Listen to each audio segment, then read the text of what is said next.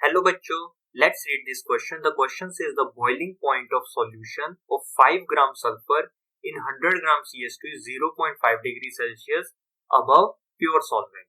If the Kb of CS2 is 2.56 K per molality, then the atomicity of sulfur in this solvent is हमें basically इस question में boiling point of a solution in 5 gram sulphur का इन 100 ग्राम CS2 में given है 0.5 degree Celsius और हमें Kb की value given है, इब्यूलोस्कोपिक कांस्टेंट भी बोलते हैं इसको, 2.56 K और हमें क्या निकालनी है, एटॉमिसिटी ऑफ सल्फर की इन द सॉल्वेंट।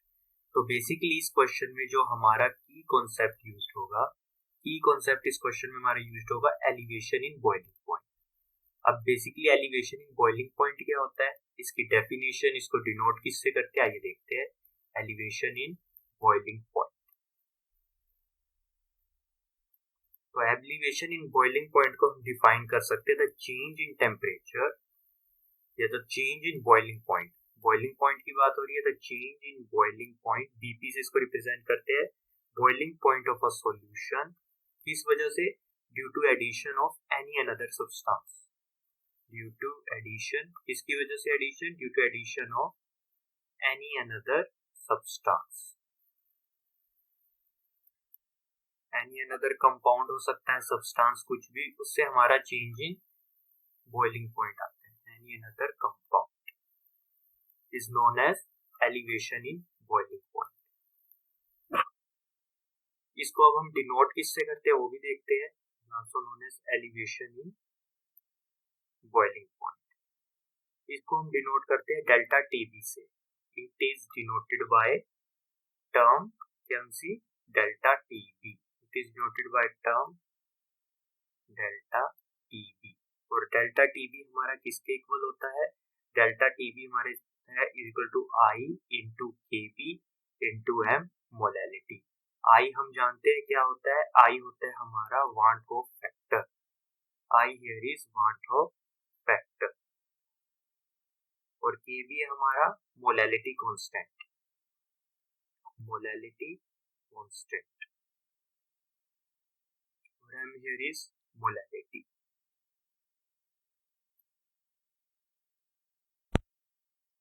अब हम निकालते हैं मोलैलिटी को।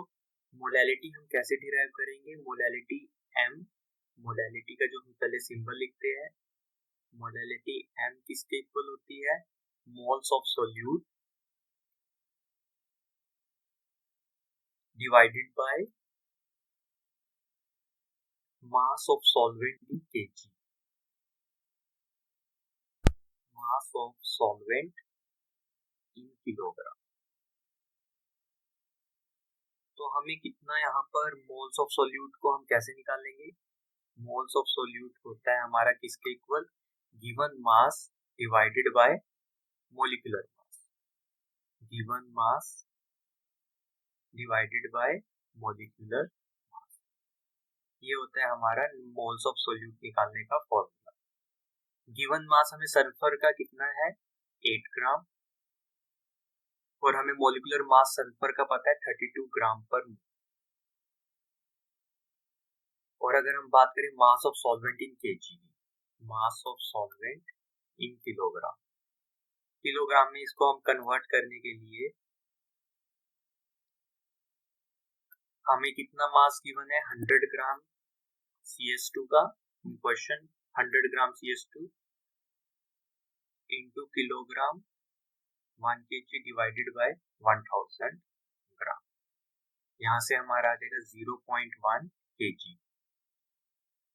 बस अब इसको मोलैलिटी के फॉर्मूला में हम पुट करेंगे, तो हमारा यहाँ से मोलैलिटी किसके इक्वल आ जाएगा, molality is equal to 832 into 0.1, ये ऊपर जाके 10, तो 80 अपॉन में 32, ये हमारा आ जाएगा 1.562।